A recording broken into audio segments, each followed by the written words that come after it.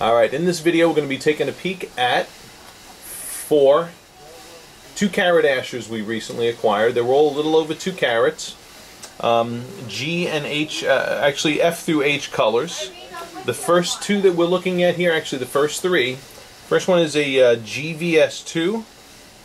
The second one is an HVS1. And the third one here is another GVS2. Alright. As I'm looking at these 3, the first and the third ones are kind of standing out a little bit more better to me. The second one is has a little bit more contrasty appearance to me. You know, you got a pretty decent share of darker inclusions in that second one. But of these 3, the first one actually is kind of appealing more to my eye, though I would probably narrow it down to the first and the third so far. Okay, we still have 3 other lighting environments to explore these diamonds in.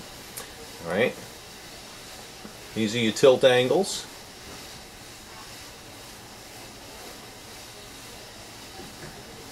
Okay. Now, mind you, the contrasty appearance of the second one isn't necessarily a bad thing, but you know, it all depends on what draws your eye as you're looking at these. Okay. Now we're going to pull in that fourth one, which is an FVS2. Okay.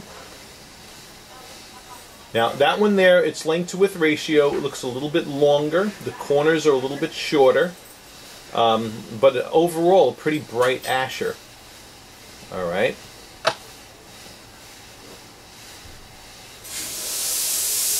So in the realm of these 2-carat ashers, you know, that's just the shape of that one looks more closer to like a square emerald cut than it does an asher, because it does have a little bit more length to it than the width. So let's take these into a dim spotlighting and see how the sparkle is now. Okay. And here we are in, this is our dimmer spotlighting. Getting some good flash off of the first and third. Actually, we're getting pretty decent flash off of all 3 of them. Okay. In spotlighting, you know, I think I might be slightly favoring now that second diamond. Okay. You know, I'm getting some good, that's glare, don't mistake the glare, but I'm looking at the internal reflections of that second one, looking really good there. The first and the third ones are showing it across the belly right there in that position. Okay. And, you know, and that's the thing with contrasty diamonds. Remember that second diamond had that more contrasty appearance in diffuse lighting? When that contrast is caused from head-body obstruction as opposed to, say, light entering from the horizon, it can produce strong fire like what you see in that second asher. Let's see how the last one fares in spotlighting. Okay. It's okay, we're getting some good reflection there. And the third one's lighting up pretty nice now too. Alright.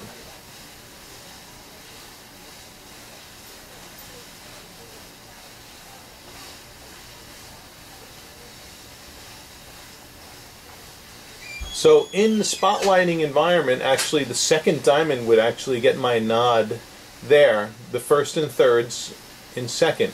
But remember, we place a heavier emphasis on what we see in diffuse lighting than we do spotlighting, because you're going to see diamonds more often in diffuse lighting than you will spotlighting. So let's take that into account. We're going to look in stronger spotlighting now, and then we're going to go by the window. Alright, and now here we are in the stronger spotlighting environment. And yeah, see that? See the, my commentary would basically be the same. Alright, because we're getting good reflections out of the first and third one. Okay, that one in the middle though, that's lighting up really nice in spotlighting. But look at the first one now too. Okay, so the first and third are lighting up pretty darn good also.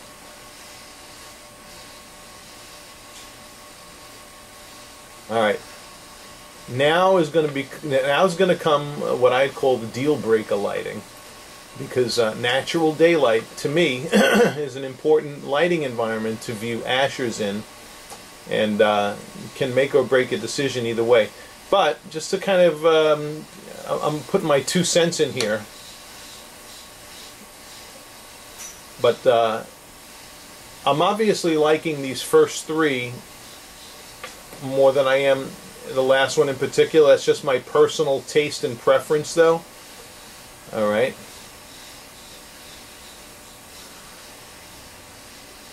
Just everything into account. The windmills, how they show up in the right here, even right now in here in spotlighting. Notice in that last asher, you can see right through some of the facets in the middle there. They form a square, and you can see the gray tray behind it. So that would be light leakage. All right. You are getting strong reflections, though, right smack in the center around that rectangle. Yeah, see, right there shows it really good on the last one. You can see what I'm talking about there. Right there. So you can see the leakage forms a square, almost like a perfect square. And it gets darker in the center. And you see the light bounces off of that darker center. You see it happening right there.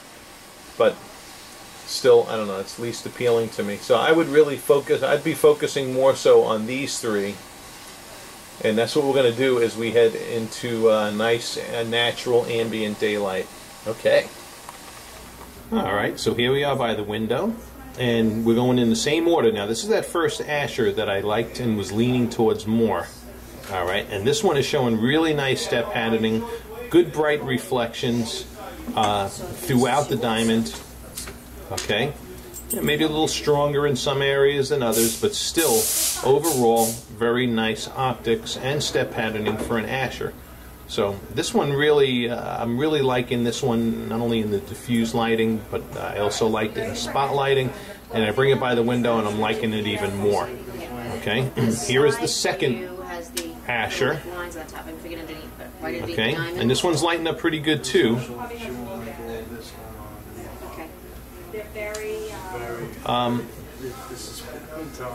You know, sometimes little tilts make, you know, some of those facets go dark. See, like right there, and we saw those darker areas in the diffuse light earlier. So now we're also picking up some darkness, although this guy is lighting up pretty darn good as well. As we see right there, ooh, that second one goes dead. So, I don't know, this one is just staying lit at more tilt angles and everything. So right now, this is that first one, which was a GVS2.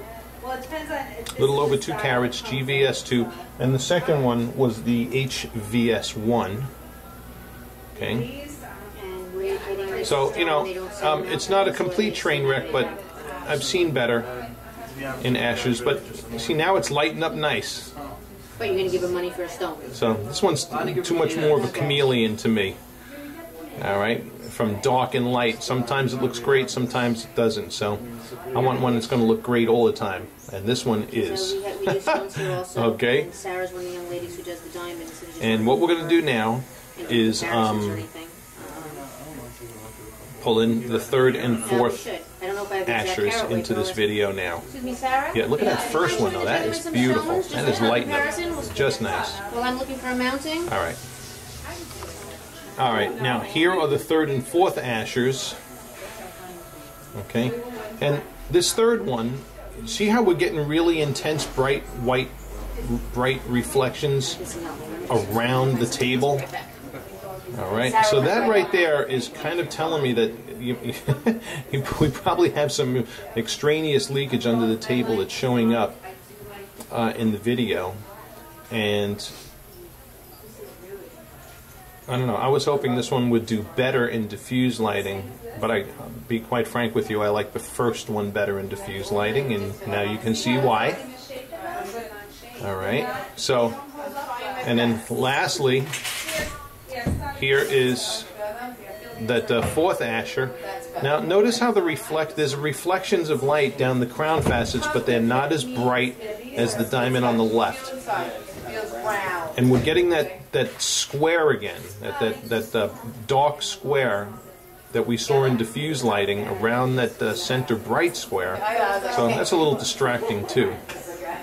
So, alright, ambient daylight was the deal breaker for me in this comparison, and I'm going with diamond number 1. That's what I'm going to recommend, hon. Alright, thanks for watching this video. Hope it's helped. If you people want to learn more about diamonds, the more you look at, the more you learn. Hit subscribe, and we'll catch you later. Bye-bye.